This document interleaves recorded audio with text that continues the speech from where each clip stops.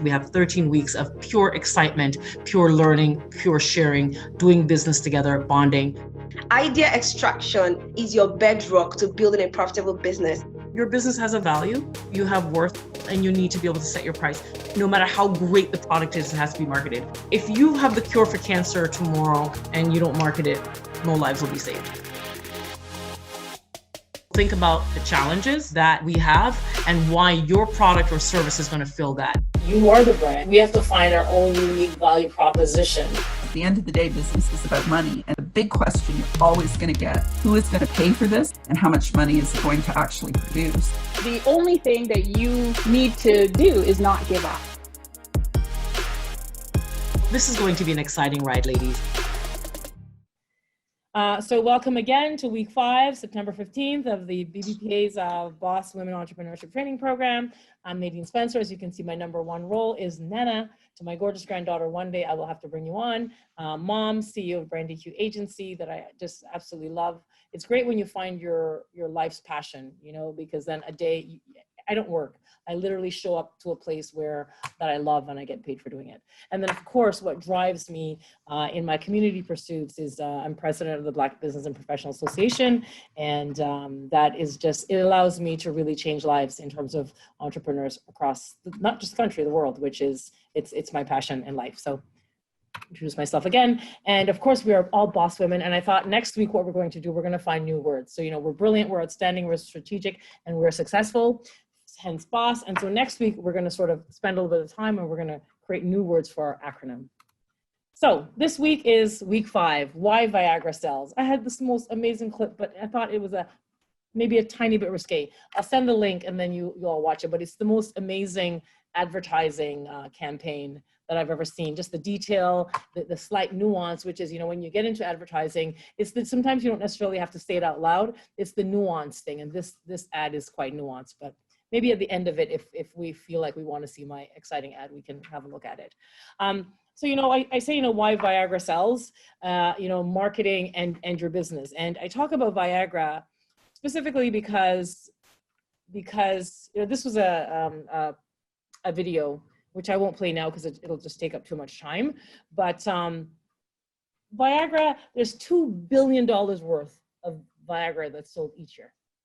And I use this as the example because imagine something that's so successful, why do they advertise? You know, you wonder, why does a commodity that sells $2 billion, you figure they already have it made, right? And they invest a lot of money in advertising and in promotion. And if Viagra, who sells $2 billion, but not only that, but everybody knows what it is, whether you use it or not, you know, everybody knows what this little blue pill is. And if they're investing in their marketing and communication, you know, I've got Brand EQ Agency, you know, Daniel, there's Blue Organics, there's all these different companies here. Why would we imagine that we also would not be wanting to get market share? You know, so this whole session is really about thinking about your business and how do you gain market share in your respective area, because we're not Viagra and we're not Kleenex and all those very strong companies, but the only way to get to that level is to brand and market your business. So my inspiration this week is no one is you, and that is your power. You are, every single person on this call is unique. And no one is you. I'm not Richard. Richard is not me. I'm not Uju, and so forth. But we all have when I was in the antiques business and we sold furniture, and you know, the table would have like a knot in the middle of it or something that was unusual. But to me, that's what made it beautiful. And I would say to the clients, ma'am, the reason why you like it is that's the peculiarity of the piece. That's what makes it special. And I believe that each and every one of us, whatever it is that we have, that we think may not be, you know, the thing that, you know, sometimes when you talk to people, say, what is the one thing you change about yourself? And it's this, that, or the other. But that is the thing that makes us special and unique.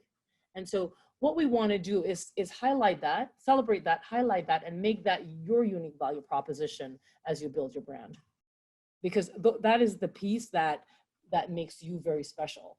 And, you know, so we say, you know, we have to recognize that you're the brand. When you're building a business, especially now, you know, when a company like Coca-Cola is launching another product, so they're launching the coconut water, they don't necessarily, and you know, there's a case study around how they're what I call humanizing brands and adding personas and personalities to brands.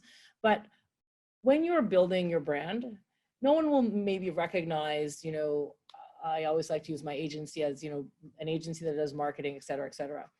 I become the face of the brand. And years ago when Loblaws, if you remember, if anybody here remembers when Dave Nicholson was the president of Loblaws, Loblaws was a generic, it's a supermarket, obviously they did very well, but what made them very special and what made everyone ran out and bought the President's Choice products was each week Dave Nichols would sit in his office and sit on a chair and say, hello, I'm Dave Nichols, the president of Loblaws, and I am making this memories of, you know, Taipei sauce because I travel and so forth.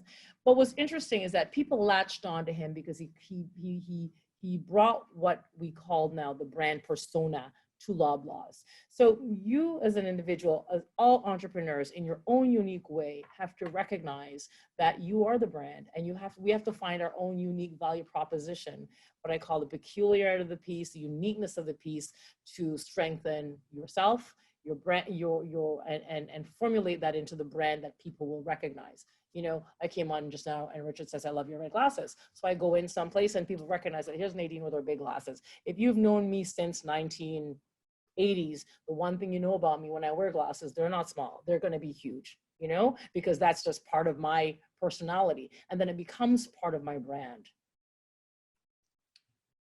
What are the attributes of a strong brand? So, you know, for under, so why do people spend $500 and $5.89 on a cup of Starbucks coffee? I say it's, you know, the grande 6-pump soy chai latte, extra hot, low foam, no water. That's my Starbucks order. So if anyone wants to get me a coffee, this is how I take it. I know exactly what I want.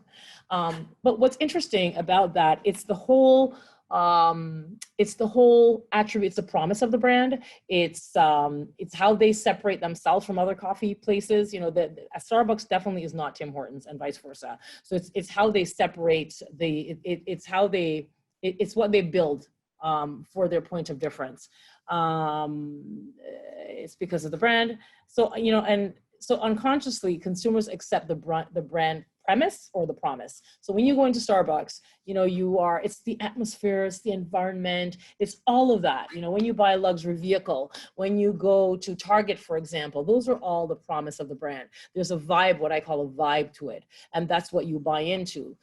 And the most important part of that is the point of differentiation. That's why we differentiate ourselves in certain ways, because that's what people are drawn to. So the attributes of a strong brand, you know, think about, you know, generating, number one, I say, is think about generating an entertaining, strong image, you know, that the buyer or your audience can connect with, that's easily accessible on all platforms. And Richard will tell you a little bit more about that. But possessing a bigger mission than just, you know, selling products or services.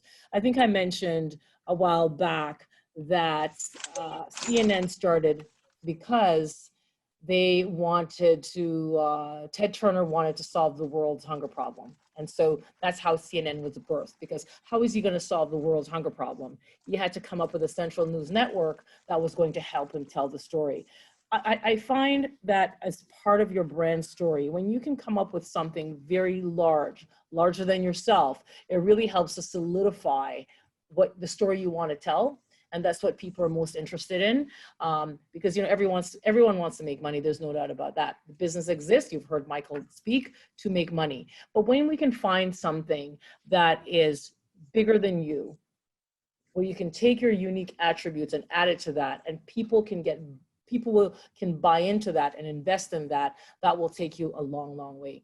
I sit on the Whole Foods Advisory Board, and part of their mandate is they have the 4 P's of business. They say it's product first and people, and it all depends on what your business is, and then philanthropy, and then if you get all that right, profit will definitely come, and the profit comes in with your larger thought process. Okay, so, you know, if we focus on our energy, so you want to focus on your energy, on just one attribute that makes your brand very unique. that original idea that you started your company with. And that's how you start to develop a brand, that one unique idea. You know, when we started Brandy Hugh Agency, we really wanted to amplify the voices of our audience. And specifically, you know, we looked at, you know, what our community as a Black woman, and as we told the story. So as a Jamaican, when I look at some of the marketing, it was what I call atrocious, the dog's breakfast, all over the place. But I really wanted to represent our voices in a very unique way in terms of what I call mainstream. So I really wanted to change the world in terms of how we marketed and told people stories. And that's what we sort of build the agency on. And of course, you heard my story in week 1. I talked about what entrepreneurship means to me. And I thought, you know, way back when I was 12 years old and I bought parchment paper, I just didn't get anything. I got parchment paper. So I recognized very early what certain subtleties are in marketing and branding that can cause your business success. And so my big picture is to, you know, really mobilize and work with, you know, entrepreneurs, especially women, to enable their future economy for not just themselves, but their children. And so that is my big why. And so as part of your brand, it's important to develop the big why. There's a lot that happens in this 8 weeks that we won't be able to deep dive into everything, but we're hoping that, you know, you'll stay the course with us. And as we build other areas that you're interested in, then we will sort of deep dive into these different sections. Okay. All right. And then, you know, if you cannot accept or believe or invest in you, why would others? So it really starts with you. Whatever company, whatever product, whatever service you're building, it starts with you. And when you invest in yourself, you tell your audience, you tell your clients, you tell anyone you connect with the value of what you will bring to the table. And that's why it's really important that you invest in you first. So I'd like to today introduce you to someone who's just very dynamic. We have a presenter today. Today's presenter is Richard Rotman. He's the communications director at Brandy Hugh. He's also the author of How to Be a Better Writer. Richard Rotman has worked in journalism and public relations in New York, Washington, D.C., and Chicago, and since 1987. In Toronto, he teaches writing and media study courses at Humber College and Ryerson University. He's currently finishing a book called How to Be a Better Writer Overnight. Oh, I thought you finished the book already. Okay, it's published. It's published. Okay. Okay, it's actually the second volume is How to Be a Better Press Release Writer Overnight. Okay, so Richard, we have to get some of these books for our entrepreneurs here. Okay. Okay. So we'll figure something out. We'll talk about that. Yeah. So I'd like to introduce you all now to Richard Rotman. Richard, Uju, can you make him a co-host so he can present his areas, please? So Richard, you'll be able to present to access the slides. Yes. Yeah. Mm-hmm. Okay. I'm using your co-host now, so. Okay, I think Uju just made you co-host. Yeah. Okay. So now, how can I advance the slide? That's all. Well, I'll stop sharing. Maybe that'll help. No, I can see everyone. Oh, but I'm using your slide. I'd like to use your slides. Is that possible? Oh, you'd like to use mine? Okay, so I guess I should go back to mine then, right? And you'll I think so. Okay, so as you I'll talk from those. Okay, sure. So as you talk through, I'll just advance as I need to. There we go. Yeah. So go back to present. There we go. So next slide. Yeah. It's an awfully lame picture of me. Okay.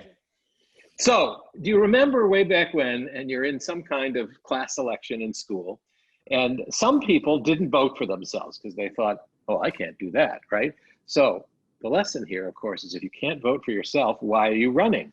And so it is with brands. In other words, as Nadine previously said, you have to believe in you. You are the brand. So brands are why we buy. I mean, Nadine talked about the example of Starbucks. Why would you spend that kind of money on a coffee? Because it has all of the other attributes of the promise. Now, it used to be, of course, before COVID, a nice place to go and sit down, et cetera, et cetera. You know, I heard a comedy routine actually about Starbucks where somebody goes in for the first time, and you know how they ask you your name? They say, well, what's your name? And the customer says, why do you want to know my name? You know, in other words, it's like a strange idea, but they do, you know, they personalize it. They have all this shtick, even the idea that you learn how to say grande and latte and all these Italian words that they've made into the English language. So they've really done a great job. Now, people are a brand too. Everything that you do is the sum total of your brand. You are your product. And you remember the L'Oreal ads? I'm watching film festival movies now digitally, and they're sponsored by L'Oreal. So I've seen about 500 times, because you are worth it. But that is the essence of why you're going into your own business and what you're going to do to be an entrepreneur, because you are worth it. If you weren't worth it, maybe you'd go work for somebody else who thinks that they're worth it, and they employ you and you don't have to worry about it. So vote for yourself. Absolutely. Love that picture. Next slide, please, Nadine. Okay, so in business, you really have to decide if it's a company ID or a personal one. You know, there are many companies named after people. Ford Motor, as an example, it's still called Ford Motor. Toyota actually is a family name, although many people don't realize that. So are you Mary Campbell Design, or are you Design Works Partners? And there's a big difference. Mary Campbell has to stand for something. So once you decide that, whether it's personal brand or company brand, the next thing is creating an identity. Now, many people look at that and say, well, it's too expensive and all that. But there are many, many online services, of which I mentioned one there, Fiverr, where actually people bid for your job, and the prices are quite amazing. My stepdaughter was working on a website, and she found a young designer to help her. And I said, well, how much is she charging? She says, well, she's just starting out, so she's charging $125 an hour. Sorry, I misspoke that, $25 an hour. And so that's not a lot for getting a logo going. I paid for a logo $250, which is very cheap also. Obviously, big design firms charge much more, but I think of all the things to do before you start or as you're getting going, come up with a name and a logo, like a symbol and a typeface that the logo goes in, that's applied to everything. Same identity everywhere. Business cards, letterheads, websites, social media, even how the telephone is answered. So the brand is the sum total of the impressions formed by all these things. So therefore, it has to be applied to everything. That's the way to launch your brand. I have no idea, of course, just where you are in your business journey, but let's say you are starting out, number one thing. Next slide, please. Okay, now people are really scared of starting a website, but the website is everything. It's more important than LinkedIn or any of those other kinds of things, because sooner or later, somebody goes to Google. Now, I have a phrase about this, which is we all work for Google now. Why do we all work for Google? Because we supply the content that allows people to search to find things. Now, I have a WordPress website. I am not a graphic designer. I'm a writer. My interest is in language. I'm an editor, but I was able to create through WordPress a really good looking website. There are two options. There's the free option, which you don't have to pay for. You have to pay for hosting and all that, but you don't have to pay for the design. Or if you want a little more functional website, then there are paid options, and those really are nice. So, and you can convert from one to the other.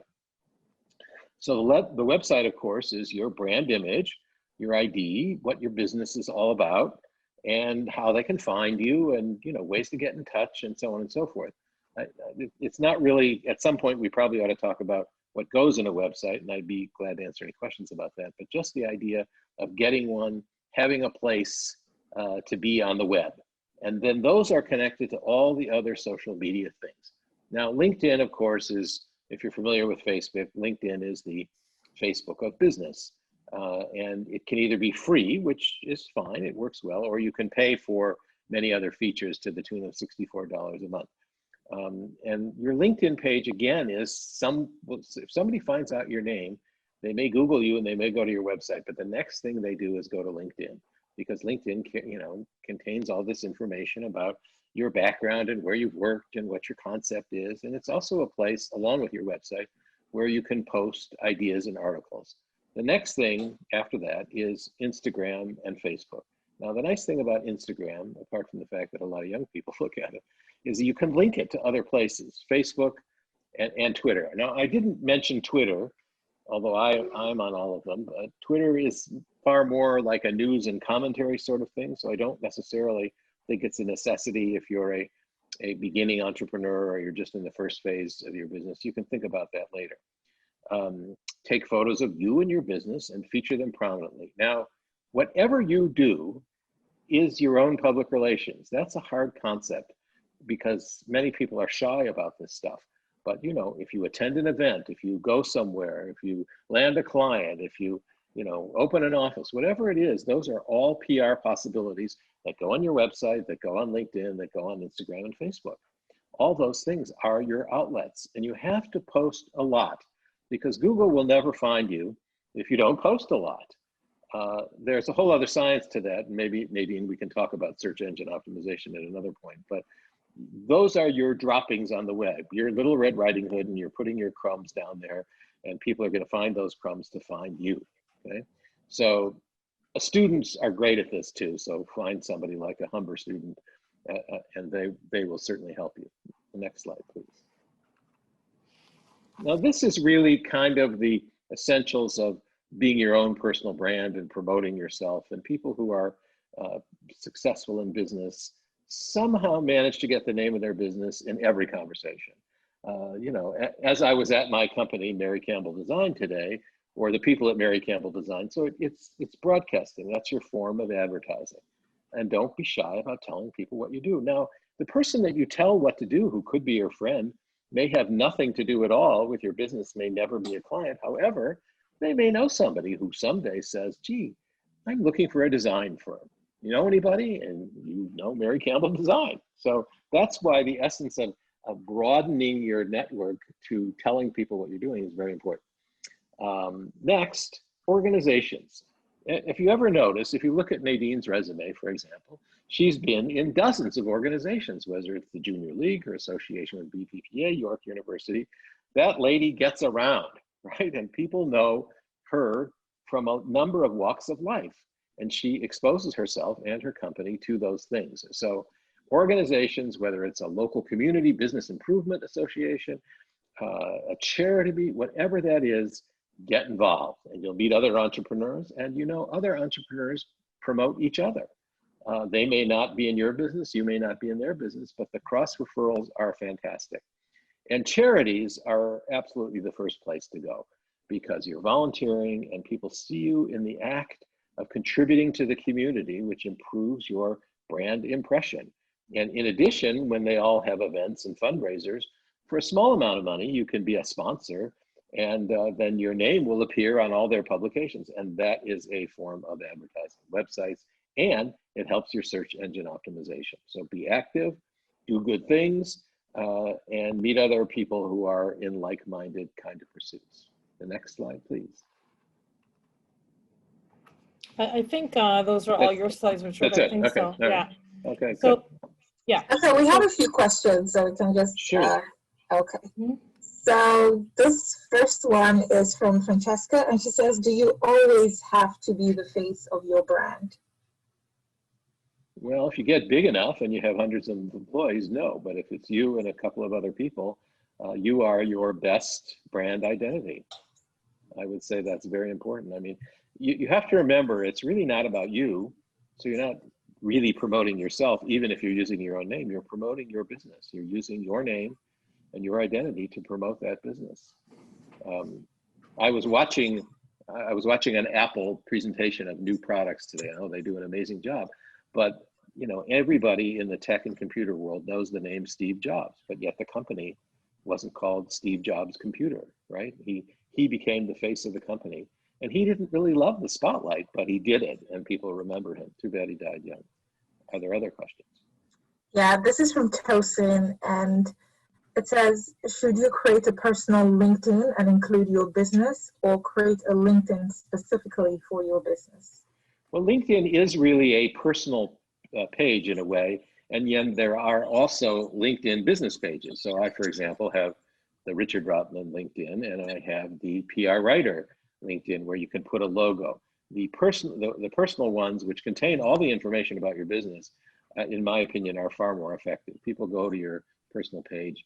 They don't go as often to your business page. Rachel says, if you have a company brand, can tying your personal identities to the company brand be beneficial or detrimental? Could you repeat that? I'm not quite sure what the thrust Okay, is. if you have a company brand, can Right. tie in your personal identities or your personal Oh, brand to the I see. company brand be beneficial or detrimental? Okay, well, so everybody who has a company that has sort of like a generic name, like DesignWorks, for example, then becomes the identity. You associate the company with that person because that person is active in the community, and then they become, for example, Mary Campbell of DesignWorks. The really effective entrepreneurs that I've seen who name companies or who take over companies that don't have their name on them, then become the face of the company, and people get to know those people. Yeah, and I do just want to say that, you know, you can choose to become faceless and not put your personality forward or your brand persona. But what I found from my own experience is that the day I decided to come out, that was when the trajectory of my business changed. Because as we say, you know, you'll hear more about that in the networking. People do business with who they know. And when you're masked behind that glass of that faceless company, they don't know necessarily to choose you. You know, so, you know, you're the, as we mentioned before, you're the better pitch for your company than just the name. So I think somehow we have to find an intersection between the two. Again, I would say Nadine's a good example because her company, Brand EQ, and look at how she is the face of it all around the city and province, etc. Okay. Any other questions? I thought I saw the chat let up there. So we have, I was just going to go ahead and read them after Danielle's presentation. Yeah, okay, so we'll jump right to it. So is the screen shared with Danielle? So Richard, thank you very much. Any other questions for Richard before he takes off? If you do, well, I don't necessarily have to take off, but if you do want to ask a question directly, Nadine will forward, I will answer any questions that I get by email.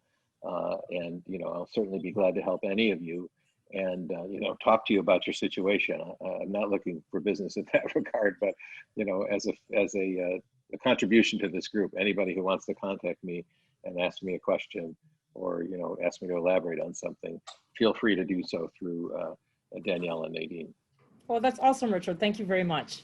Okay. Okay. So do you want me to stay or yes, what? if you were able to, sure, why not? Absolutely. Yeah, if you're able to stay, yeah, that'd be great. Yeah, that'd be great. I'm just going to go back into slide. So I'd like to present, Danielle, are you able to manage on your own? Our next presenter is Danielle Spencer, a project director at Brand EQ. Danielle manages all area of clients' projects. She sees through from start to completion, and she is awesome. All right, Danielle, over to you. So are you able to advance a slide on your own? Yeah, I can. No. You have to stop sharing for her to share okay, hers. sorry. Okay, so I'll stop sharing. Go ahead, Danielle. No, it says host disabled attendee screen sharing. So Uju will You're have a to co-host actually, Danielle. Ooh, I don't have it here, but you'll need to reshare it with me. But to just get into one of the points that was just made about tying in your personal brand to your business brand, you know, it's definitely a strong strategy when the two align. If you yourself, you know, let's say you open up a baby boutique. If you yourself are, you know, you fall in line with, you know, what it is that you want for your customer base. And the first part about that that's most important is to define your customer base. What are you looking for? And then to fall in line with that. So for example, if you are looking to attract moms who are, you know, a little bit more reserved, maybe, you know, very family oriented, then, and that's what you follow, put your brand out there. There's nothing more than people like, you know, there's a reason why people say, oh, it's so good to put a name to the face. You know, people or face to the name. There's a reason why that's such a strong saying. That's because people like to know who they're doing business with, even if it's a brand, whether, you know, it's a service or a product. And then again, going back to that same example, if you're opening up a baby boutique, you know, if you recognize that you want, that your ideal customer is the wholesome mom, then you probably don't want to be posting photos of yourself, you know, like in the club, going on rowdy girls trips or things like that. Like, you definitely want it to be in line with what it is that you want for your customers to be able to see and to want to buy into, because that's essentially what it is that you're doing when you put yourself forward and you tie yourself into your brand. You want people, you feel like you yourself are worth buying into and that you want them to be the same. So going into the screen sharing.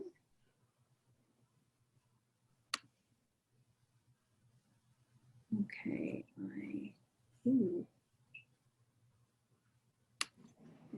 okay, here we go. So one of the most important things about when you're marketing yourself is, you know, establish your brand and then network. Networking is so huge. It's so important. It's the most important thing that you can do for yourself as a professional, a business owner, entrepreneur, in any type of regarded business. Networking is key. Honestly, actually, not even just in business, in any type of realm of life. Networking is so, so key.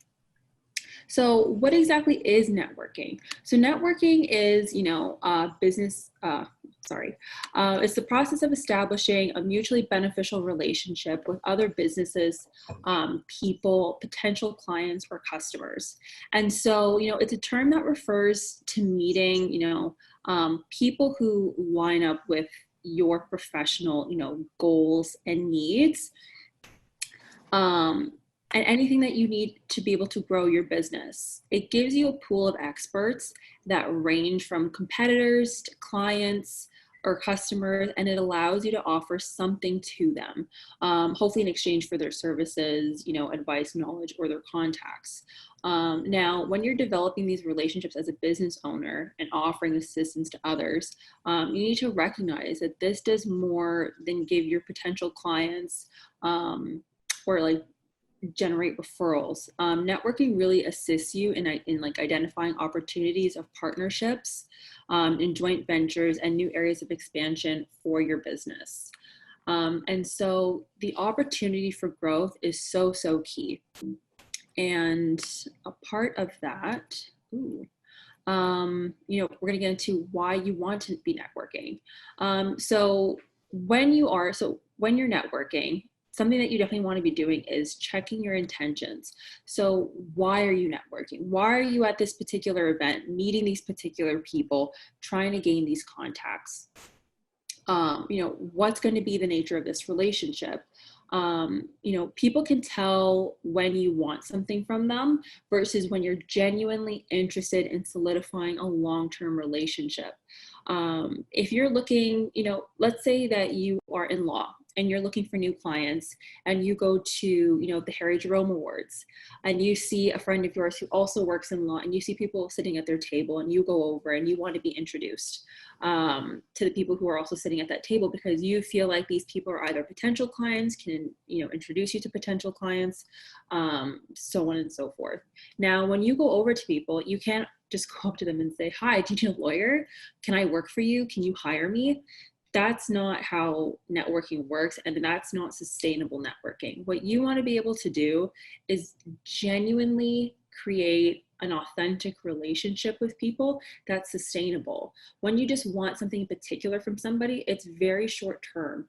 You need to be able to learn how to cultivate these relationships so that they're sustainable and long term. And the only way that you can do that, it comes down to genuine interest. When you want something from somebody, just one particular thing, people always know, and they can see right through it, and it's really hard to buy into. So going to events that you really want to be at, you know, if let's say you're working, you know, in tech, and you go to a fashion event, you know, whether because you want to be there or a friend invited you or for whatever reason. Now, if you don't want to be there, but you're like, okay, like, I'll just go, I'll just network, it's fine, whatever, I'll just make the most of it. But you're just looking for, you know, maybe people who are, you know, like, let's say you're trying to meet designers who are trying to set up websites, and you're just going up to them and saying, you know, period, point blank, do you need a website? Can I make that for you? Sometimes people are just like aren't into that. Nobody really wants to get straight into business sometimes. They definitely want to see, they want to meet you, and it goes back to your own personal brand and something that people want to buy into. You know, what is it that makes you a great addition to their team and to their project? And you definitely want to be selling this on something more sustainable than just something that just benefits you. There always has to be a return and a give and a take. Okay, so when we're getting into why networking is important, there's this incredible article from the New York Times. It's an op-ed, and in it discusses how social networks drive Black unemployment. Now, not specifically just, you know, like social network, like, you know, Instagram, Facebook. It's how our social networks, the people who we know, are creating a divide and a bit of a gap in the opportunities available to the Black community. Now, in the article, it reads, the most obvious explanation for this entrenched disparity and racial discrimination. Oh, sorry? Oh, sorry, did someone say something? No, sorry, my bad. Yeah, so the most obvious explanation for this entrenched disparity and racial discrimination. But in my research, I have found a somewhat different culprit: favoritism. Getting an inside edge by using help from family and friends is a powerful hidden force driving inequality. Such favoritism has a strong racial component. Through such seemingly innocuous networking, white Americans tend to help other whites because social resources are concentrated among this community. If African Americans are not part of the same networks, they will have a harder time finding decent jobs. The mechanism that reproduces inequality, in other words, may be inclusion more than exclusion, and white exclusion or discrimination is illegal. However, inclusion or favoritism is not, meaning it can be more insidious and largely immune to legal challenges.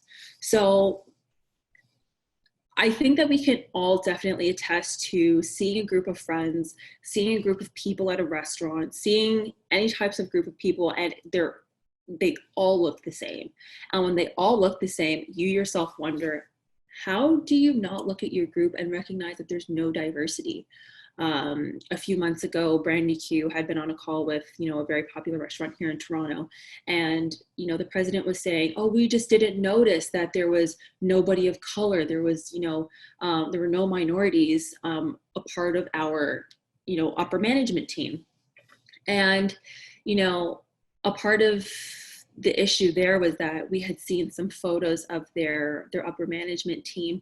They do these, you know, high level trips, you know, to Italy, to France, to, you know, these culinary destinations in the world. And they take their upper level management with them. And all of these photos, you don't see a single Black person, not one. And when you look at these photos, you wonder, how is that possible? Like, how do you not look at your group and recognize that there is a disparity there? But some people, they just, regardless of how they think about race or the fact that they don't recognize privilege, or maybe they do, they just don't recognize the fact that their social networks are very non-inclusive. And, you know, again, it goes back to, you know, recognizing this upper level management. So how is it that, you know, in a network of, you know, this restaurant, all these people, they're pulling each other up because they promote from within.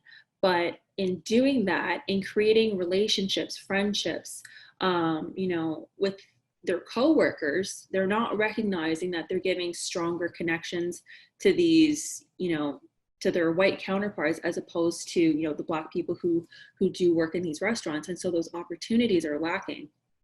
And so what's important is, you know, in knowing this, we know how to hold, you know, like these people accountable, and to be able to recognize where we should be able to utilize our networks and make them stronger, and be able to, you know, create these communities where they're incredibly inclusive, and we're always, you know, extending opportunities, lifting each other up, and, you know, making sure that we're looking after each other.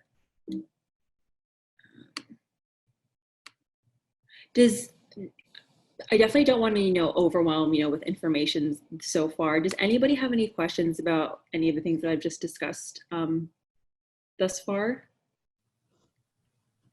We do have a few questions. Do you want to take questions now? Yeah, absolutely. Okay. Someone, Durian says, if you have an original brand that provides a service to people, but you have started to sell physical products and online products, like classes that are named differently, how do you link all these together? Or should you link them together at all? Should the logos be similar?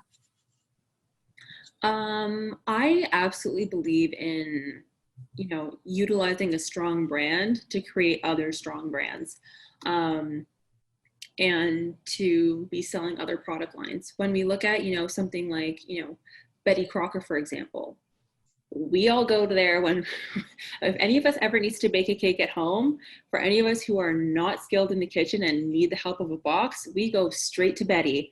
She has never failed us. She never will. She is just what we're able to whip together ourselves in the kitchen. Betty Crocker also sells mashed potatoes. Mashed potatoes and cakes have nothing to do with one another. And yet both are product lines that are doing, extremely well for that company.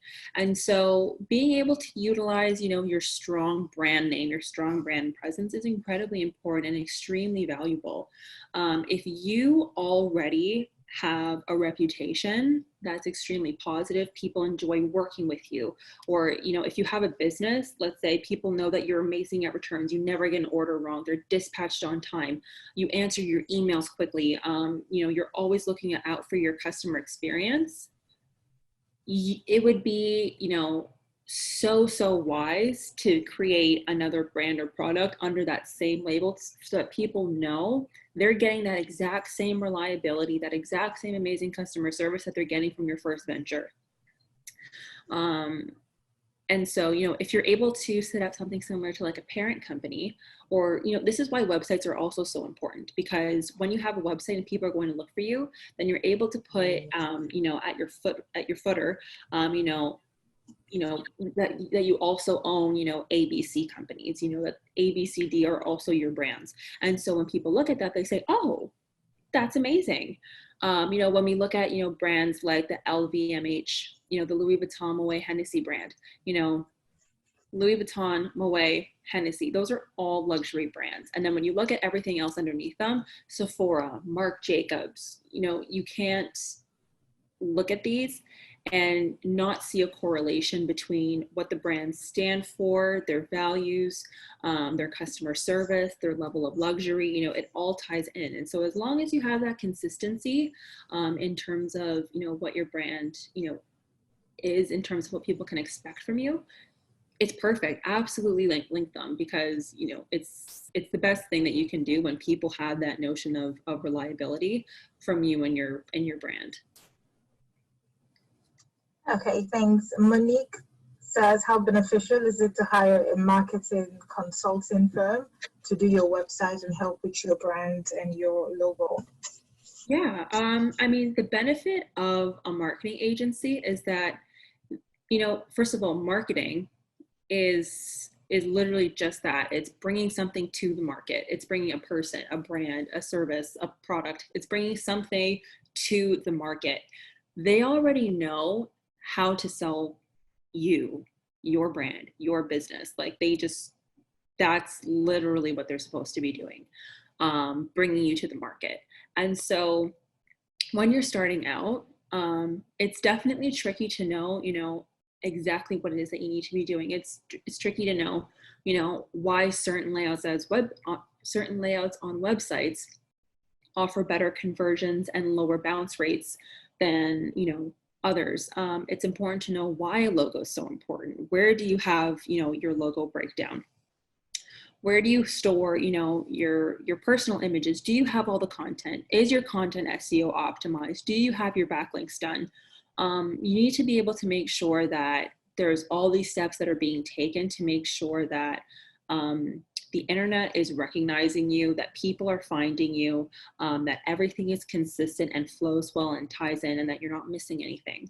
You know, a lot of times people make a website, but they forget to, you know, put in privacy policies. If you have a product, to not have a thorough return policy, to be making sure that you're including, you know, a contact us, that you're accessible. Sometimes people, we've had clients who come in and they'll have a 1-800 number for their website, but it actually, 1-800 numbers actually deter customers from calling you, because they feel like that they're going to hit, like a switchboard where it's going to take them, you know, longer than they care to invest their time in, to be able to reach somebody. And so that person-to-person contact is so important when it comes to business, because people want to feel like their money matters. And so if they give their money to, you know, a brand, like a business, it's just so huge. Like, you know, if I go to Walmart and I buy a pack of socks and, you know, let's say there's one missing in the pack, am I going to go and take it back and really believe that they're going to think that I didn't just take a pack of socks out?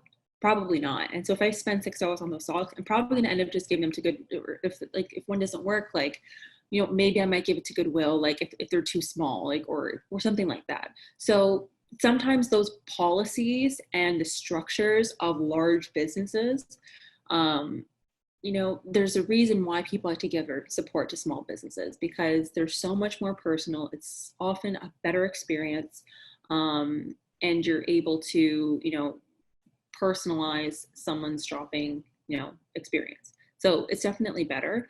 So when it comes to hiring a marketing agency, I mean, not meaning to sound biased, but, you know, I definitely, I absolutely see the value in going there, and being able to rely on that expertise to be making sure that you're following, well, first of all, that you're creating a strategy, and then being able to follow it through to fruition.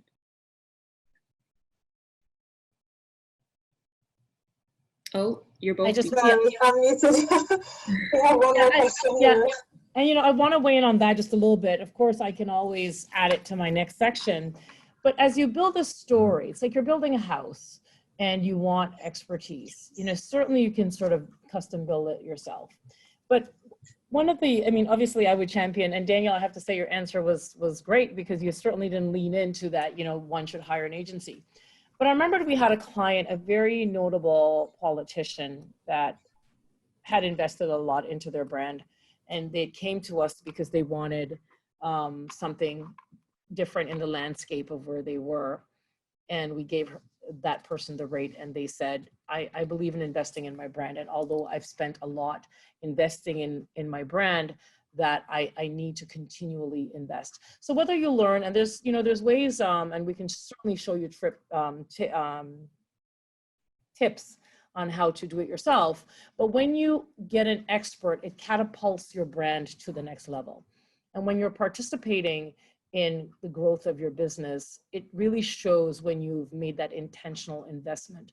We are an agency, and we're actually a client of the agency ourselves. And we have a team that's dedicated to just doing the marketing for Brand EQ, because we recognize the value of that. And if we're telling the story that it's important for our clients, we also have to tell the story that it's important for us as well. And we pay the agency rate, and we pay to do the services to market our agency as well.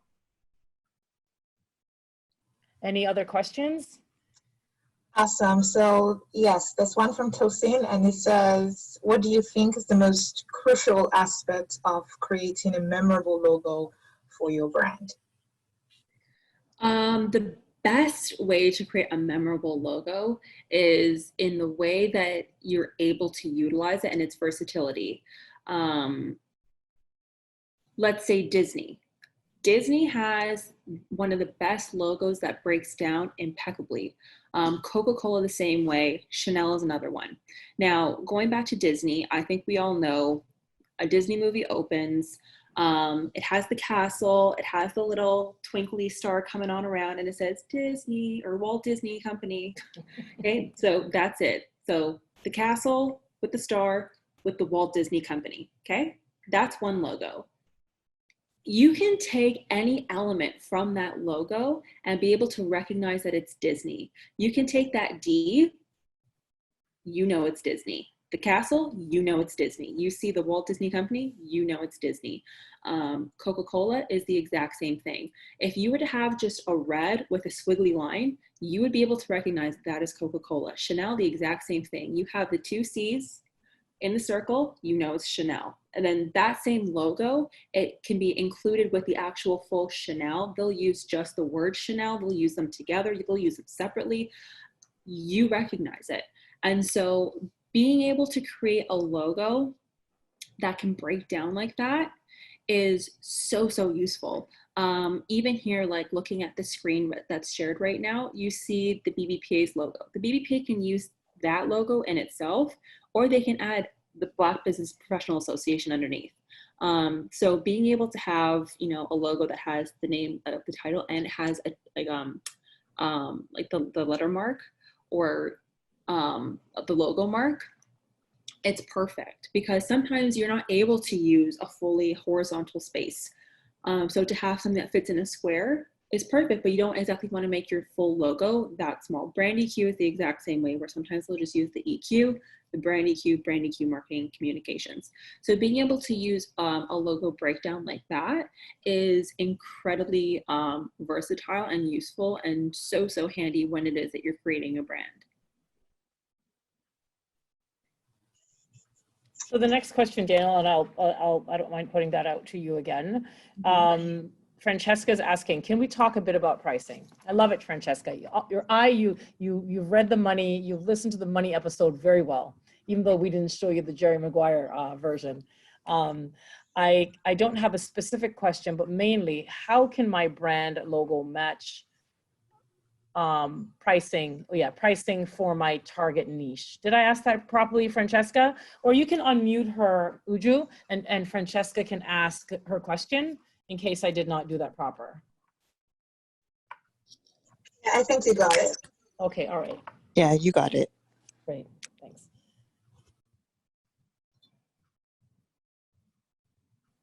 Danielle, I think that's for you. Oh, okay. So the question was asked correctly. Okay. Sorry, Uju, can you just repeat it one more time? So Francesca's asking if we can talk about pricing. She doesn't, she wants to know how her brand and logo can match the pricing for her target niche. Yeah. So me personally, I love just a clean cut logo, like no more than one or two colors, nothing, you know, too big and you know, like bold or you know, when we look at, you know, brand, and then it definitely depends, you know, on your niche, for example. If you, okay, like for example, like let's look at something like Barbie. Barbie is, you know, targeted for children, for little girls who fall under, you know, the classic kind of cliche girl stereotype, like cute, bubbly, pink, adorable. The logo follows just that. Now, Barbie is also targeted for children. However, the purchasing power comes to parents. So Barbie is created in a way where little girls need to have it. And that's with all toys, but Barbie especially, and that's why the company and why their products have been able to adapt and last for so long, is that they really recognize that Barbies aren't sold to parents. That's not who they advertise to. Although parents are the primary and sole purchasers of Barbies. Adults buy Barbies, but children play with them. So it's recognizing who you have to target that desire to. If you are selling a luxury product, you need to be selling, so, you know, luxury is typically associated with, especially now, clean cut, modern, slick. That's luxury these days. Gone are the days of, you know, having ottomans and sideboards and fancy couches with lots of pillows and throws and things like that. You know, in terms of like luxury, like the standards and the definition have definitely changed over time, and so do brands and how that they have their products and how they have, you know, their logos. Again, going back to Chanel, it's just black and white, clean cut. and, you know, their clientele, and their product lines, it definitely follows suit within that. And so you can notice where, you know, like that price point matches up, because, you know, Chanel is definitely targeted to, you know, established women who are able to, you know, spend that type of money on their products. Whereas, again, going back to Barbie is sold to children, purchased by parents. Chanel is targeted to established women who are purchasing their products and are able to wear it, with, like, there are many different versatile outfits, which are, and then their purses are often, you know, used as, you know, statement pieces for, you know, more going back to, you know, modern day luxury, clean cut outfits. So clean cut outfits with bold bags. And then we, you know, these trends, like, they definitely, like, are matched throughout various industries, different businesses. And so, again, that's where, you know, having a marketing, you know, consultant or somebody, an agency to go to is so perfect, because you're able to go to someone who's able to say, okay, this is your logo. Who are you trying to sell to? Okay, we think that this doesn't match. Here's another option for what's perfect for the demographic you are trying to reach. They have that expertise, they have that knowledge, and that's why it's really good to have somebody, you know, on retainer in your corner to be able to go to for those types of questions. Thanks, Danielle. And maybe one of the things we could do, maybe if you ask Garcia if we could share some of her information, I think it would be great to show the concept that they had, the logo that we did, that what they sent in, their original logo, and how we advanced the brand with that logo. So we're going to get back to the questions, but because you have a few more slides, because I think we can go into a robust conversation together, even when we look at the brand audit, which I definitely want to get to. While Daniel's going through the rest of the networking piece to wrap up in maybe 10 minutes, Danielle. Nettie, I'm wondering if it's okay, I'm calling you out here, if I can use yours as the example, if you're okay with that. And if not, that's totally okay as well. Okay, maybe you can just put it in the chat. All right, thank you. Go ahead, Danielle. So looking at different types of networking, you know, like the most common that we have in business are business seminars. You know, now that, you know, we're online and out of person, that shouldn't be stopping us from networking. You know, even with these seminars, it's amazing because you have an opportunity actually online that you don't usually have in person. And that is that for people who come on camera, you know exactly what they look like. And if their faces are matching, you know exactly who to search on LinkedIn. And then when you see their photo pop up, you know exactly who it is. You recognize that they're from the Boss Women program. And there's your perfect opener right there. You know, for anybody who, you know, has searched for Nadine on LinkedIn, or Uju or myself, and you know, send out a connection with a note saying, hi, you know, I was in the Boss Women program, you know, it's great that, you know, we're, you know, building up together. This is what I do. Please let me know if you ever need help with anything. You know, I'm always, you know, able to offer my assistance as well. Like, I would love to keep in contact. That is so easy. Oftentimes when we're in person at networking events, it can be definitely tough to be able to approach people and, you know, just start a conversation out of nowhere. It's definitely intimidating, but we have definitely been able to eliminate that, or at least mediate it quite a bit with this online, you know, realm that we've entered when it comes to business and when it comes to networking. Networking groups are the exact same thing. You know, meetup.com, that's a big one, especially for, you know, like the in-person get-togethers, and being able to link with people who have very similar interests to you, being able to find groups that have interests that match yours. That's an unparalleled business experience that we haven't been able to see, you know, like 20 years ago. So business has definitely changed. Access to resources is definitely improved. And our direct link to people who have, you know, same niches and same interests as us is definitely there. Professional associations, I hope everybody here is a part of the BBPA, because if you're a Black woman in business and you're looking for a professional association, I mean, that's perfect. And business isn't always, you know, business. You should be able to, you know, take advantage of, you know, events like, you know, the Harry Jerome Awards. when that comes up, you know, like next year, hopefully, you know, like if COVID is, you know, something of the past and we're able to, you know, be meeting in person, it's perfect. Same thing with, you know, in March, I believe we did the business women's event. When you're able to be in the same room as you know, people, you all recognize that you're there to network, you're there to meet people. So that should be able to, you know, take a little bit of the awkwardness away, and make it a little bit easier for you to connect with people. So some of the benefits of networking. So definitely, you know, keeping yourself, you know, up to date with trends, you know, in your industry and in your niche. You know, education, it definitely doesn't end when we finish, you know, college or university, high school, whatever it may be. We always need to be changing and advancing ourselves. If anybody in tech still had the education that was limited to what was in the 90s, we would not be where we're at now. And we would definitely not be all here together today. So we definitely need to be keeping, you know, our knowledge tight of the work that we're doing. So another benefit is, sorry, I'm just not able to read this. Oh, promoting your own interests. So how is it that you're able to, you know, grow your business off of word of mouth? You need to be in contact with people. And so the biggest part of that is going to these events and talking to people about what it is that you're doing. You know, if I was to be at an event and I met Uju, you know, I would say, hi, hello, my name is Danielle. So nice to meet you. What is your name? You know, what brings you here tonight? Like, what line of work are you in? Oh, amazing. Like, my name is, like, I'm the BBPA. I also work with Brand EQ, our marketing agency, and, you know, yada, yada, yada. So it's always easy to kind of like segue your interest in there and what it is that you're doing. And, you know, sell yourself a little bit, especially when you've practiced. And so that's also one of the biggest things that's so important about networking, is that you're able to practice, you know, skipping, you know, one point. It's a huge part of networking is building confidence in yourself. You know, I always say that the worst thing somebody can tell you is no.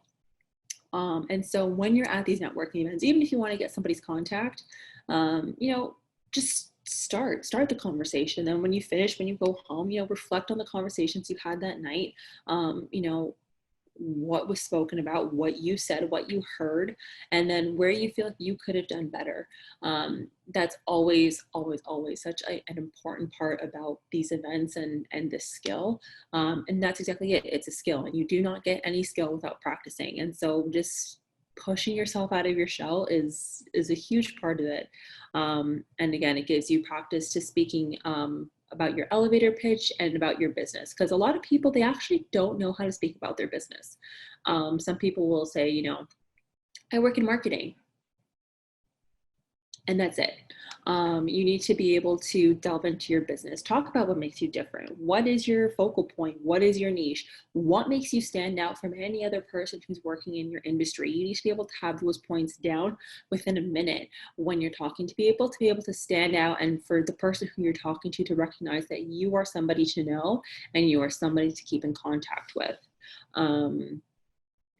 And the one point that I did skip was providing you with a professional mentors or contacts. Again, going back to that New York Times article, people do business with who they know. You know, your network is your net worth. All those cliches, but they are true. And to, you know, be building those is incredibly, incredibly important, and could honestly be a make or break in what it is that you're doing professionally, and has the opportunity to unlock so much potential for you if you just know how to utilize it. And so one of the most important things to discuss in in networking is your intentions. So what's the purpose of this relationship? How are you going to be able to iterate to this person that you have something to offer as well? It's not just, you know, a take. You have something to give in addition to that. And again, as I was saying earlier, when you want something short term, you're not building a relationship there. It's just very one-sided, very short term. Whereas when you want something, like want a relationship with the person that's long term, like that's more sustainable when you really, you know, iterate to them that you want to create a genuine relationship. So some questions to ask when you're networking, you know, again, like I was saying, you know, 2 minutes ago, you know, what brings you here? What made you get involved? Since you're working in this industry, like, how do you feel about this? For anybody who, you know, honestly, anybody in any industry, in any climate right now, you can definitely talk about, you know, things of, you know, like being a Black woman in business. You know, how do you feel about, you know, Black Lives Matter? How do you feel about, you know, what's going on in the States, what's going on in Canada, you know, what's going on, period, point blank. Another one is, you know, how would somebody get their foot in the door in your company or industry? Based on your journey, what do you wish someone would have told you earlier in your career? And that's perfect for anybody who's networking with people who are in similar industries. Another one is, how do you spend your time outside of work? And again, so if you're at an event where you have an interest, let's say in fashion, you're probably going to assume that somebody there also has an interest in fashion. And so when you're able to already talk about that, if you're able to find another point of interest that you can, you know, both be into, or you never know, like, you know, something that they might be involved in that you're interested in as well, like that's just another stronger point to make this relationship just a little bit better and a little bit more of a chance of, you know, sticking and being a little bit more sustainable. And then, you know, of course, what's the best way for you to get in touch with somebody and to follow up with them? And so some of your key takeaways from networking, you know, business, you know, networking, it gives you, you know, the ability to collaborate with other like-minded people and similar professionals, and anybody who's able to help you grow your business and improve your professional life. Okay, so some benefits include, you know, opportunities to help, you know, other business owners or for other ones to, you know, help you, additional knowledge and gaining more perspective, and, you know, communicating with like-minded individuals. And so this goes into the brand audit portion. Are there any other questions regarding, you know, like networking? So we have a question, but it's not for networking. It's about marketing consulting, and this is Dorian, and she's asking, she's saying that she loves the idea of going to a marketing company, but affording one when you're just starting out seems impossible. How can we make that work? That's a pretty important question. Yeah, absolutely. And what I say to that is, if you can't afford marketing, what you should do is write down all your problem areas. Anything that it is that you feel like you need assistance with. You're not going to be able to get a full strategy, but what you can do is you can go into an agency, at least book them for like 2 to 3 hours of consultation, and for, you know, like less than what you would pay for an agency minimum retainer, you can at least have a consultation as to, you know, how it is that you can, you know, target and try to fix some of these issues on your own. I think that building a marketing budget into your startup costs is very important. And the thing is that it really is an investment. You're not going to be able to have the same results if you don't. We had a client who, you know, she's an entrepreneur, has her own business, and she had tried out a number of different solutions to be able to get that running. They all resulted in companies giving her guarantees that never yielded the results that she wanted, just not working entirely as she thought it would. And just basically like a number of different services that just weren't at all what she should have, you know, been doing. She came to us and she was saying, you know, these are some of the issues that I've encountered. You know, I'm on Yelp and I paid for, you know, this type of, you know, subscription and whatnot, and it's just not doing what they said it would do. I signed up for this other company. They had told me I could expect these certain results and I haven't gotten anything. I signed up for this cold calling service that was supposed to promote my business, but instead I get cold calls and get, you know, scam calls from like other businesses, and it's just not working. And so that's also a problem when you try to find cheaper solutions, is that sometimes you actually end up just wasting your money, because when people give you guarantees, 99% of the time, that's just not the case. You know, if we ever have a client come into Brand EQ, I always tell them that, you know, we don't guarantee you results, because that's just not how marketing works. That's just not how anything, I feel like, works. It's up to us to be able to put your business into a certain position where when you do the work that you're supposed to be doing, it gets you the results that you want. And then it also takes everything off of your hands that you don't know what you're doing, lets you be able to focus on what you do know what to do, and then, you know, not waste your time and dilute your energy, time, and resources into the work that you just don't really know what it is that you're doing. And so being able to do that, you end up maximizing your own resources to be able to push your business in the way that you want it to. You know, if you put your marketing to an agency and you're able to put your energy towards service development, networking, product development, things like that, you end up having more time doing what you know how to do and just leaving what you don't know how to do to people who know how to do it. And it's just, I think it's just the better way to go about it, because it ends up saving you your time, energy, money, and resources. And I find it's far more beneficial. Nadine. Yes, sorry. The one example that Danielle shared is that, you know, when you're intentional about your story, I always say that people like to buy. They don't like to be sold.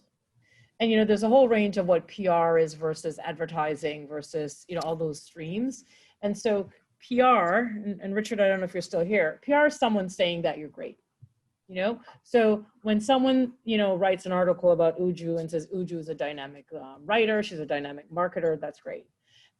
But if Uju goes out and says, you know, I'm a great writer, I'm a great writer, I'm a great writer, you know, people are more likely to believe that she is the PR side. And so what agencies do, or what you want to do in your marketing, is you want to strategically position yourself so people come to you. They come to you. You know, what we do is people come to our clients. So that one example that Danielle shared, you know, we saw she got some PR. PR will always give you more business.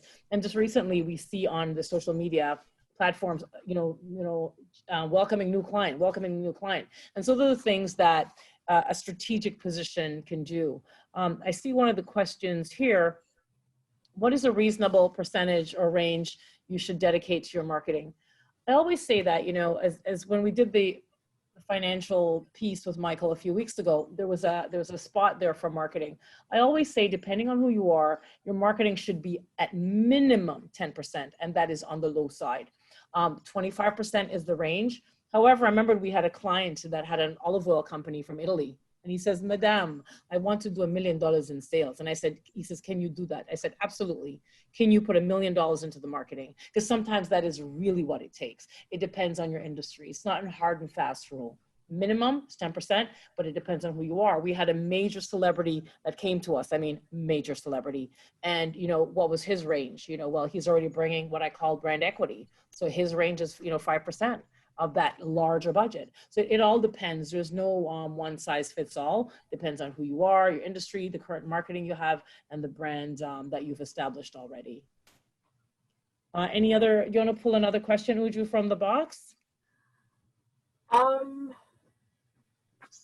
Okay, so Hetty was asking, she has an online business, and she was asking what was the best way to create a brand logo for her online business. And then we also have Tosin, who is asking, how do you determine when you have successfully established your niche? Great question. So you can take the logo, I'll take the niche question. Yes? So when you've successfully established your niche, and your niche being, you look at your audience persona and you've identified, for example, Blue Organics have identified that their niche is new moms, they're doing ball pits and so forth. And how do you know when that's happening? You know when that's happening by people are continuously consuming, purchasing, coming for your services. They're coming for your services, and not only are they doing that, they're giving you a referral, they're leaving feedback, and they're telling others about it. So that's how when you know you've hit your niche, when people are coming to you. Until that happens, you have to continue. And I opened up with the Viagra conversation. until, you know, even when you're doing your $2 billion worth of sales, you still have to continue, because you know, you can't lose market share. When you look at large companies like Century 21 just went out of business, and I couldn't believe when I went to the Yorkdale, I see that David's Tea, a lot of Banana Republic has gone out of business. Now, isn't it interesting that stores like that with such longevity in terms of brand presence, you know, COVID happens and they're gone. But yet there's other stores that are still standing, you know, Aritzia, they're still there and they're still strong. And that's because they've targeted, their niche is so defined into who they are, what they do, that they can't be wiped out by like a pandemic like COVID. Whereas established brands like Banana Republic, they're gone. I hope that's answered your question. And I want to dive into, because now we have 10 minutes left, which is so short. I don't know how this time goes so quickly, to go into the brand audit. Now, Nandi has volunteered. And so Nandi, I want to thank you in advance, because it's always a toughie when you put yourself out there and you put your brand out there. And so Nettie, for agreeing to have your brand on public display, the challenges that we find in your brand that we're going to show as an example, with your permission, Brand EQ will work in conjunction with the BBPA to make those changes for your brand. We will make those changes, and then at the end of this session, if you're okay with that, we will show everybody what the before and after looks like. So are you okay with that? I hope you're saying yes. Mandy, I'm sorry, I was just taking my jaw off the floor. Okay. Thank you. Okay, you're very welcome. That's awesome. That's great. So thank you in advance. So I'm going to share my screen. Danielle, can you let me take the screen back, please? Yeah, absolutely. So we asked everyone to fill out their brand audit, and we didn't get everyone's back. I think we only got 6 back. We can see you, Danielle. Oh, maybe it's just the way I've got you on my screen. Why is this on pin? And so for everyone who filled out the brand audit, you're going to get a gift card of $25 for everyone. So I mean, good for us, right, Uja, for our budget that only 6 filled it out? Exactly, perfect. So the 6 who filled it out, you will all have a gift card. Because remember, I keep talking about the state of readiness, and the state of readiness for businesses is so important, because, you know, the whole adage that there's no such thing as luck, it's preparation meets opportunity. And what we really want to do for our businesses is to always be ready. And we have a volunteer who shared her brand audit. So we went through the brand audit, which looks like this. Thank you for filling it out. And, you know, we asked a series of questions. I won't go through all of her answers, but, you know, I can always tell what someone's brand result is going to be based on, based on the questions, glance through very quickly, and then we do the results. So the first thing we look for when someone does a brand submission to us, we look at their unique value selling proposition. And so she's written here, personalized client-focused service. That's great. Canadian Immigration Legal Services, so that's wonderful. And then we go through and we see that she wants to be certified, which is great. That means her brand is looking forward. She's got an elevator pitch. And, you know, and what we're going to do, Nandi, we're going to work on your elevator pitch with you together. When we're done, like when we present this at the end, you're going to have a stellar kick-ass elevator pitch. This is very good. You've covered some things, but if you have 3 seconds to grab someone, we really want to hone in on that really definitive, what your brand is within that, you know, less than 10 seconds. So we're going to get to that. And then, you know, what is her professional vision? She stated that.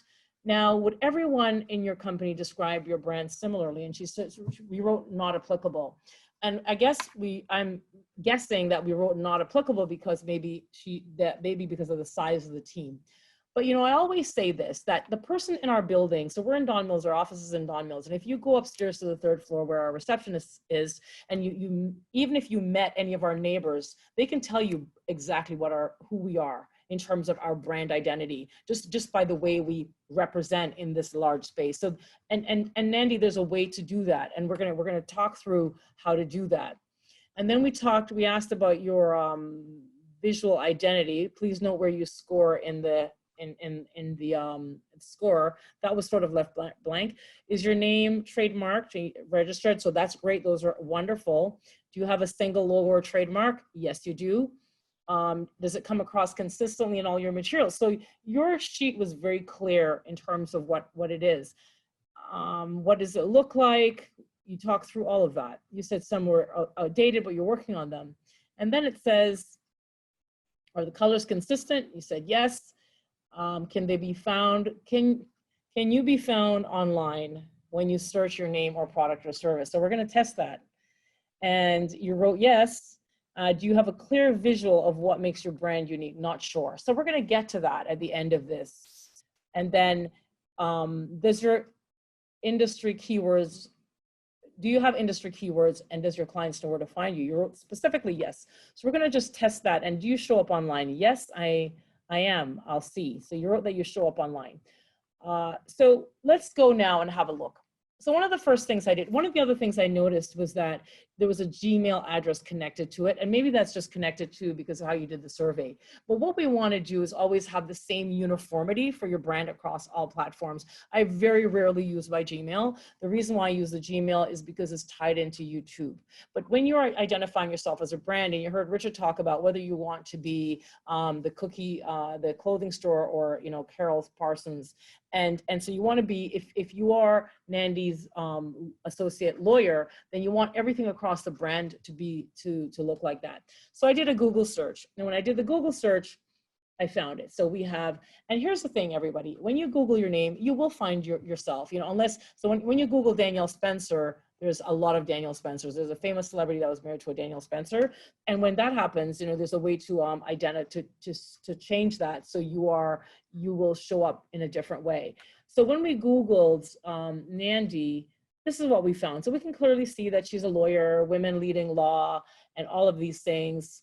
I'm not sure if this is her on YouTube, but we can clearly see, you know, Meet the Y candidate team, and Nandy is there.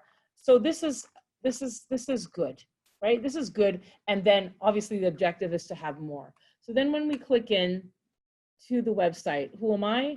So we have a heading here under her Google index. So here's what's interesting. Nandy is not Google indexed, and we're running out of time, so I can't show you what that is. But when we do her brand over and we show you the before and after, we'll show you the Google indexed. So Nandy, I can tell right away that if you're not Google indexed, it means that your search engine optimization. I'm going to see if I can just quickly find a site that's indexed. It has to be on a Google search, sorry.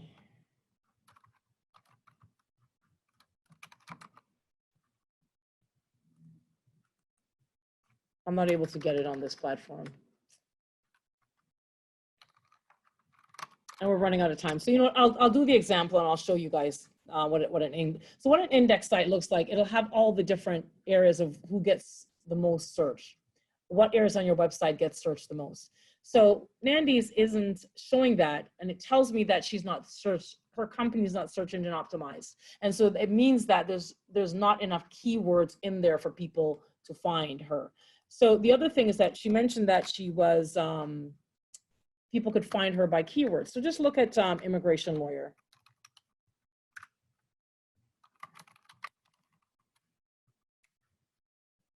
So if we look up at immigration lawyer, we don't see her on the first page.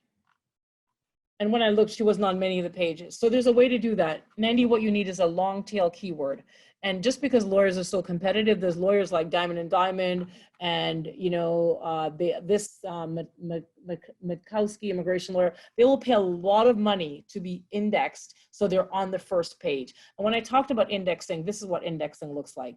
You see, it breaks down into like what we call sub-chapters, but we didn't have that for Nandy because the keywords is a challenge. So there's a way to have, you know, keywords built into your website. So when you get searched, you can be found. And because the law is so competitive and there's so many individuals with a lot of budget for advertising, that it's very, very challenging, but there is a way to do it. We know a way. And what we'll do is we'll work with Nandy over the next few weeks to show her that unique way of how you can get representation online in a unique way. Not that you have to be found on the first page, but there's other ways to do it. So that's one. And then one of the things that we love to do when we Google someone is we like to do what I called an image, because 9 out of 10 times people are going to look at that image and make a decision very quickly as to what they will do with you going forward. And so when we look here, we see 3 images, and just 3.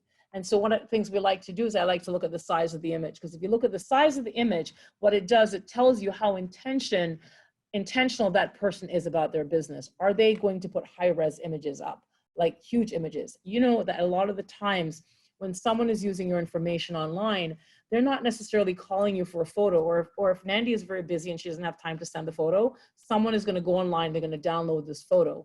Here's a challenge. The photo here is 350 by 350, not a high enough resolution. Same thing, that's 250 by 250, right? Not a high enough, and this one's really low. These resolutions are not a higher resolution. If we were to sort of Google her competitor, they probably would have a different resolution. I won't go through mine because I mean, it's not a fair comparison, because as an agency, I make sure that for us and all our clients, if you Google any of our clients, you can literally pull an image that is going to be over 300 DPI. You could literally use it in a magazine. So those are some of the slight nuances of the brand when you do your brand audit. And then I went online to see where the social media representation was, and there weren't many social media. So see, there's none on Facebook. And Nandi, I'm not sure if you have it on Facebook, but if you do, it's just not showing up. And then also we did the same for Instagram. Go ahead, did you want to have a comment? So on most of my social media, I've all put in the same way. I don't use my first name, so it's determined laws. That's on everything. Are you saying that's not a good strategy? No, well, there's a way to do it. What should happen is that you want to have it tied into your name as well. The company and the name. There's a way to do it. So when you get searched, when your name gets searched, it will get picked up. Now I did have your website open. I'm going to just quickly pull it up because I did have it as a sample that I wanted to show.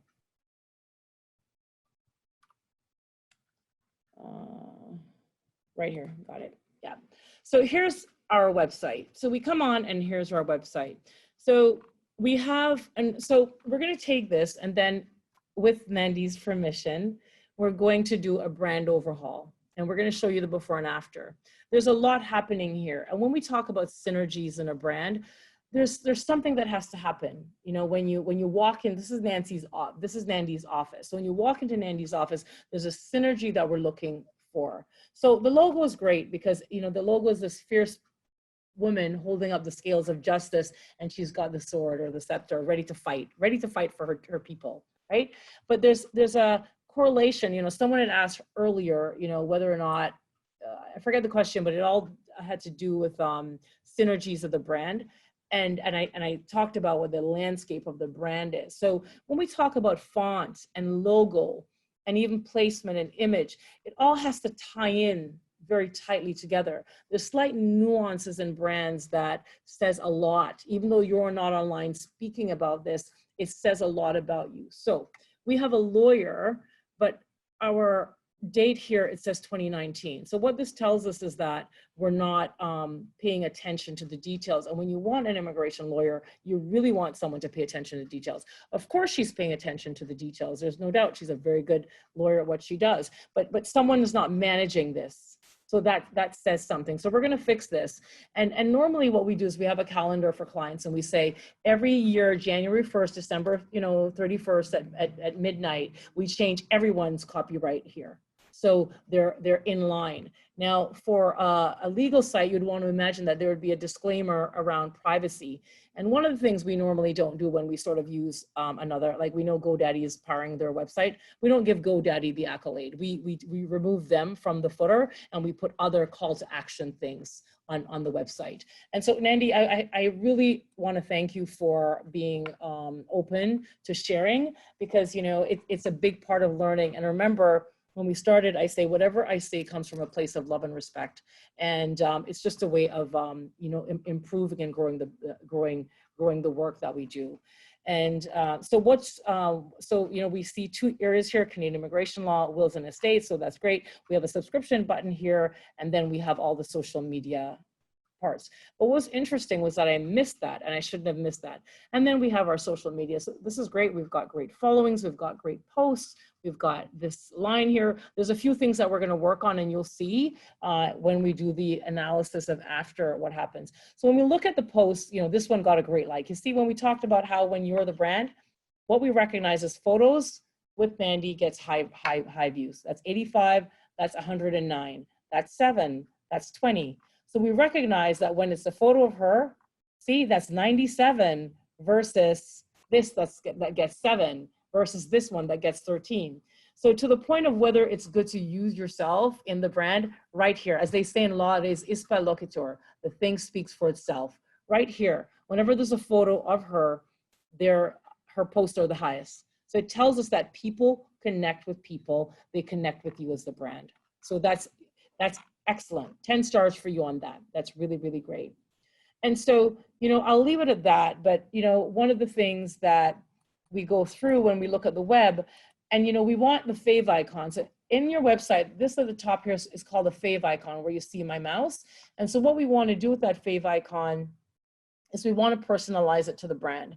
And it says here on the site description, lawyer, legal services, and it has the name Detterville Law Service, North York, Ontario. There's a way also to have that be part of your keywords in terms of how you identify your site. Here's one of the great things that she has done, which not a lot of people do. They always fall down on this, and people fall down the most on their blogs. You can clearly see that we, as a law firm, we're very up to date on our blogs. We are keeping up. We have September 7th, 2020. We've got news that's current. Most people, they fall down on that. And that's one of the things that you have to watch out for. Now, what I would do in this is I'd probably want to show more of the personality. We're big personality believers. I know from experience that when you can identify your brand personality, it is your biggest asset to building your business that you can do, is to show more of your personality. And I'll leave it at that. And then you'll see when we do the makeover on her brand, what the update will look like. So Daniel, you've got an exciting new project ready to start at the agency. Do you have any questions about what I've shared? Okay, all right, thanks everybody. Uju, do you want to go through any questions that's there that I've maybe missed out on? So I don't see any questions, but Dorian is asking what we mentioned about the calendar.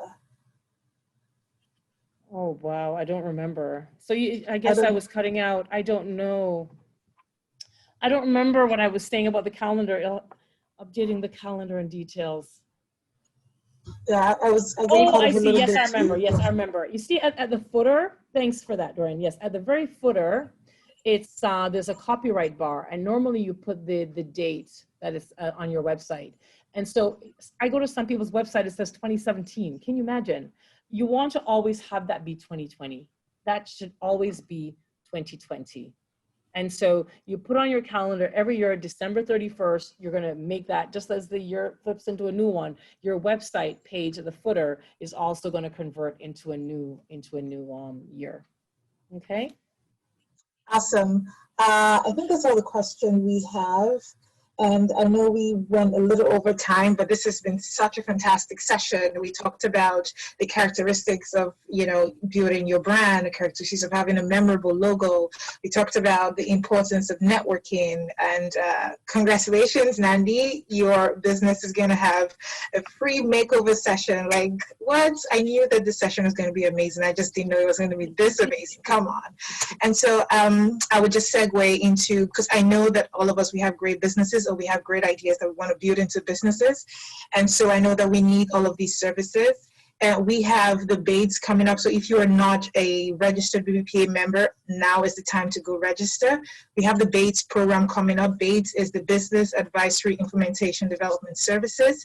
So there we're going to be talking about everything that has to do with the health and well-being of your business, from financial well-being to marketing well-being, every single thing. So it's going to be coming out in a couple of weeks, actually. So you want to be signed on to BBPA, so you have all the scoop as it's coming out of the fire. So you're the first set of people to know about it. So I would really advise that you register and, you know, get that update. But that's it for this week. If you don't have any other question, then I want to say thank you so much for showing up and just showing up for yourselves and for your brand and for your businesses. And the next one will be next week, where we have an amazing outline for you. We're going to be talking about the resources for your business. So please, you want to show up, and you want to show up on time for that one too.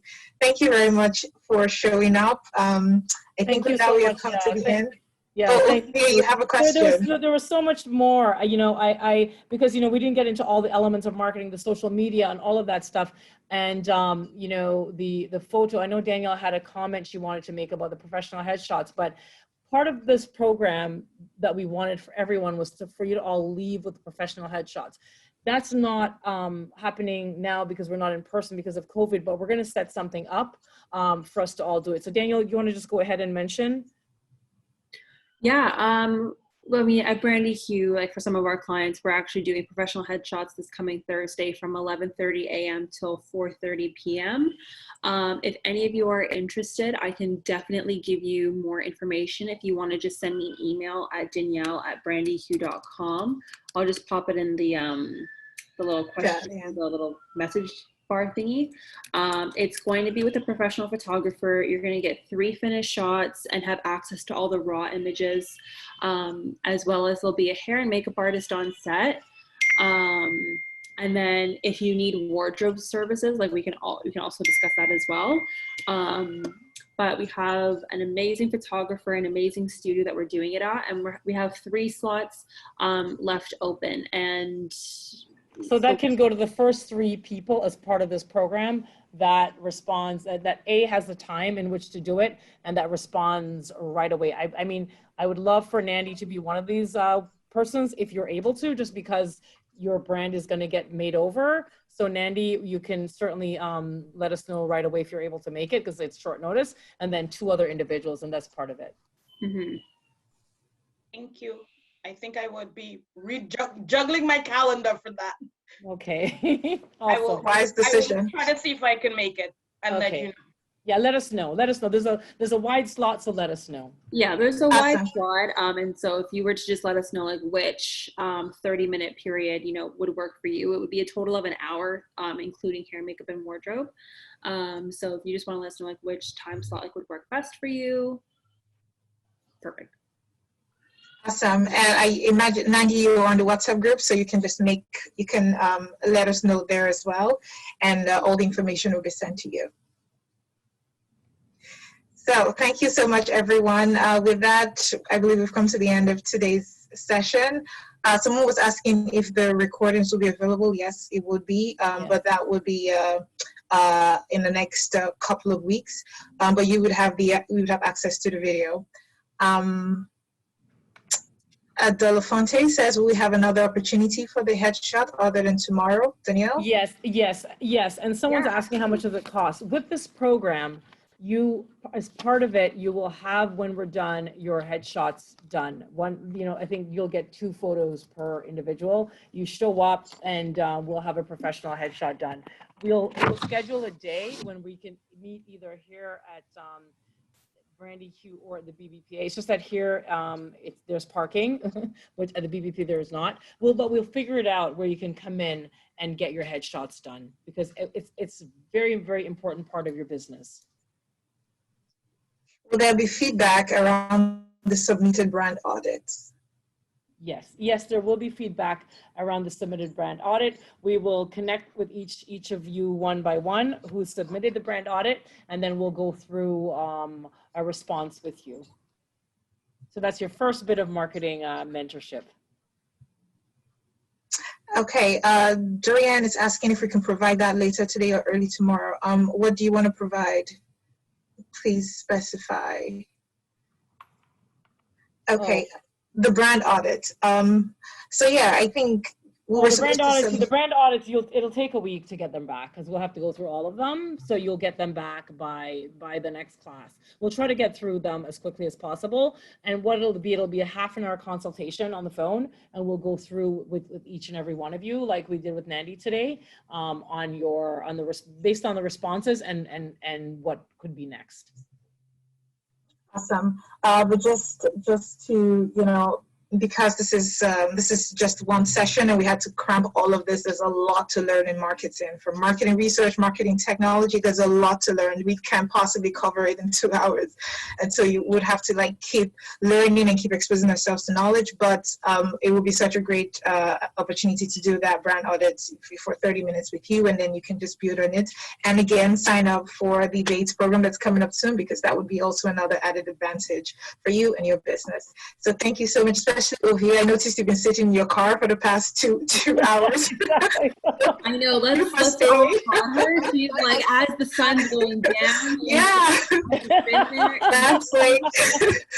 Kudos, Girl, like exactly. the commitment is perfect. Like, I appreciate that. So thank you. I'm going to let you guys go now because I know over time, and I'll see you guys next week. If you have any other questions, just drop it on the group, and I'll always get answers straight to you. You can always hang out and chat if you want to stay back as usual. I know that Nadine over here. It's all good, Uju. You can end the meeting. Thank you. All right. Take care. Everybody. Yeah, Bye. Bye-bye.